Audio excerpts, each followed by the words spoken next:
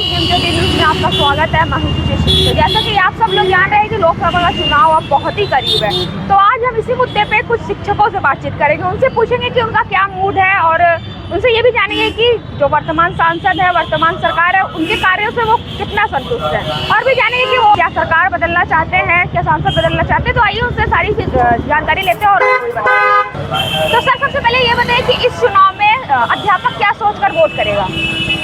इस चुनाव में निश्चित तौर पर पुरानी पेंशन के नाम पर वोट करेंगे और जो शिक्षण व्यवस्थाएं हैं, शिक्षण संस्थानों में जो दुश्वारियां हैं उसको लेकर चुनाव में हम लोग मतदान करेंगे। शिक्षकों का मतदान होगा और तमाम तरह की जो समस्याएं हैं, बेरोजगारी है, महंगाई है और ये जो पेपर लीक हो रहे हैं, बेरोजगारी के मुद्दे पर, युवाओं का जो मुद्दा है, किसानों का जो मुद्दा है, इन तमाम मुद्दों को लेकर जो है शिक्षक मतदान करने के लिए इस समय तैयार है। तो सर आप बताइए, आप किस मुद्दे पे वोट करेंगे? सबसे पहले तो मैं यही कहूँगा कि हम शिक्षक हैं जी। हमारी पुरानी पेंशन जो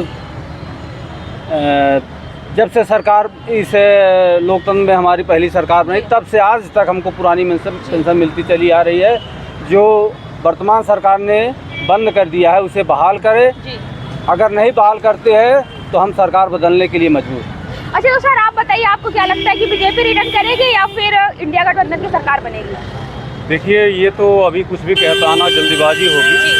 ये तो जनता तय करेगी किसकी सरकार बनेगी, किसकी सरकार नहीं बनेगी। लेकिन ये है कि जो माहौल है वो माहौल ये है कि पुरानी पेंशन व्यवस्था जो भी सरकार बहाल करने की इच्छुक होगी उसको सरकार बनाया जाएगा। जो सरकार रोजगार देगी, रोजगार के शिक्षा व्यवस्था पे सवाल, शिक्षा व्यवस्था जो हल करेगी सवाल को, इनको हम सत्ता में लाने का प्रयास करेंगे। सर आप बताइए कि वर्तमान सरकार के कार्यों से आप कितना संतुष्ट हैं? ये वर्तमान सरकार तो बेरोजगारी पर कभी बात ही नहीं करती जो है, और ओपीएस पर भी कभी बात नहीं करती। तो हम शिक्षक जो है मिल करके वोट फॉर ओपीएस करेंगे जी। बस वोट फॉर ओपीएस। तो सर आप बताइए, आपको क्या लगता है कि बीजेपी रिटर्न करेगी या फिर इंडिया गठबंधन की सरकार बनेगी? देखिए, ग्राउंड पे जो रियलिटी दिख रही है, आम जनमानस में बड़ा असंतोष है, चाहे वो बेरोजगारी के लोग लेकर हो, चाहे महंगाई को लेकर हो, चाहे शिक्षा को लेकर हो, चाहे चिकित्सा के लेकर हो, चाहे खेती की महंगाई को लेकर हो। तमाम मुद्दों को लेकर आम जनमानस में बड़ा ही विरोध है और मुझे नहीं लगता है कि इस बार भारतीय जनता पार्टी रिटर्न करेगी और इंडिया गठबंधन बड़ी मजबूती से इस बार आने की उम्मीद लग रही है, क्योंकि आम ग्राउंड रिपोर्ट पर देखा जा रहा है तो जनता में बड़ा जो है बदलने को लेकर बड़ी जो है उत्साह है।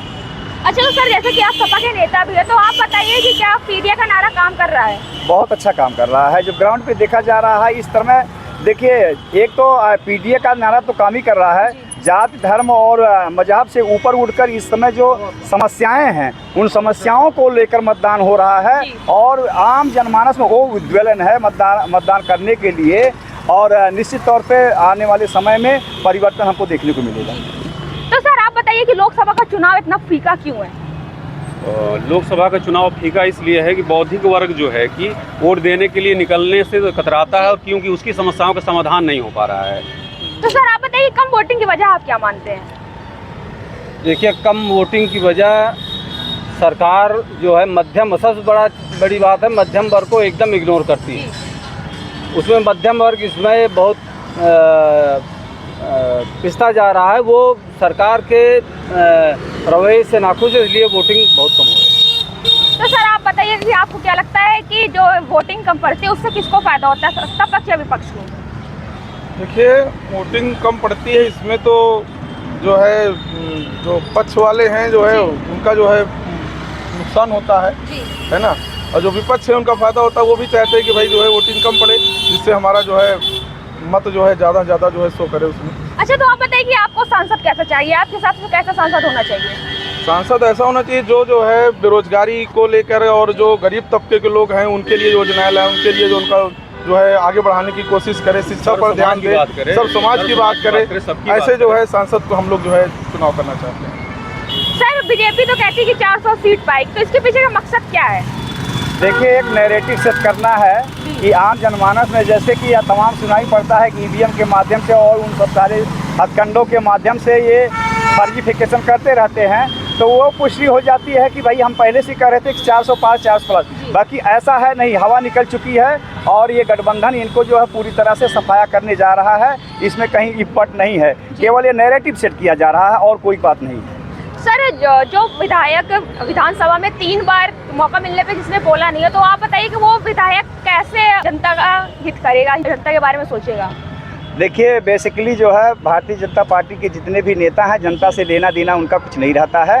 केवल अपनी जो है जेब भरने का काम करते हैं, जनमानस में निकलते नहीं हैं। जो विधानसभा में जो है कभी विधायक किसी के दरवाजे पर नहीं जाता, आम जनमानस में ही, मेरी बात नहीं है, आम जनमानस में ये बातें हैं कि जो विधायक हमारे बीच में नहीं आता, हमारा सांसद बनेगा तो हमारे बीच में कैसे आएगा। क्योंकि हर व्यक्ति चाहता है कि जिसको मैंने चुना है वो हमारे दरवाजे, हमारे सुख दुख में भागीदारी बने, हमारे सुख दुख में आए। लेकिन जो वर्तमान में सांसद के टिकट पाए हैं भारतीय जनता पार्टी से प्रवीण पटेल जी, विधानसभा में जाके पूछ लीजिए कि विधानसभा में हर व्यक्ति उनसे नाराज़ है। उनके कम्युनिटी के लोग, पटेल बिरादरी, आपको बता दूं 50% पटेल बिरादरी इस बार इंडिया गठबंधन को वोट करने जा रहा है। और निश्चित तौर पर अमरनाथ मौर्य इस बार गठबंधन के प्रत्याशी हैं, वो जीतने जा रहे हैं। तो सर आप ये बताइए कि निवर्तमान सांसद के कार्यों से आप कितना संतुष्ट हैं? बहुत नाखुश हैं, क्योंकि क्षेत्र में, पूरे लोकसभा क्षेत्र में ना कहीं विकास हुआ है, ना तो देखिए बेरोजगारी इतनी है। अगर आप सरकारी नौकरी नहीं दे पा रहे हैं तो कम से कम बेरोजगारों को रोजगार के लिए कम से कम कुछ फैक्ट्रियाँ, मिल वगैरह जिसमें रोजगार में जो भी रोजगार के अवसर उसको पैदा तो करिए। अगर नहीं करेंगे तो उनसे 90-99% युवा एकदम नाराज हैं। तो आप ये बताइए कि आपके हिसाब से किस तरह से सांसद होना चाहिए? हमारे हिसाब से सांसद एकदम स्वच्छ, ईमानदार और जो क्षेत्र का विकास कर सके, ऐसा सांसद हमको चाहिए। तो सर आप बताइए क्षेत्र में अभी कैसा कैसा समस्या आप देखते हैं? देखिए, ये इलाहाबाद नगरी है और शिक्षा की नगरी है, आप भी जानते हैं। और यहाँ पर जो है कि तमाम सारे जिलों से आकर बच्चे तैयारी करते हैं और तैयारी इसी आस में करते हैं कि उनको नौकरी मिलेगी।